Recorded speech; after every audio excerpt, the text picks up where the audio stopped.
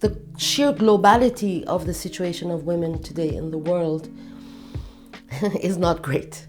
Why? Because women continue to be second-hand citizens in all their rights, from the most industrial northern countries to the south. We can see that there's disparity of salaries for women for the same job, but there's specific forms of violence that women are enduring. The issue of femicide, the cases are numerous.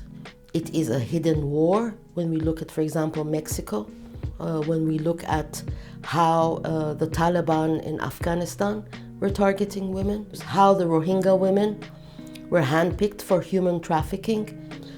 The question of violence, gender violence, both in conflict and in peace, is a real issue. Home is not a safe place for women.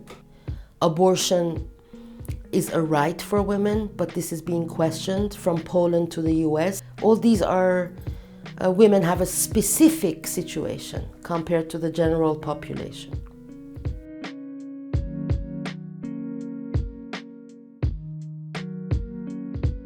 Well, this was a very high visibility movement because it started also with the stars.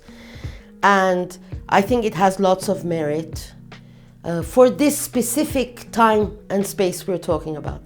Otherwise, women's rights activists have not ceased to find ways of making themselves heard. But you have to see that this battle is ongoing. It's not the end of the road, it's still the beginning of the road. I like to say that if you take a barometer and you call it the plight of women or women's conditions in any country, in a given geography, any region, then you understand how democratic or undemocratic, or how challenged that democracy is. And unfortunately, we have no perfect society still.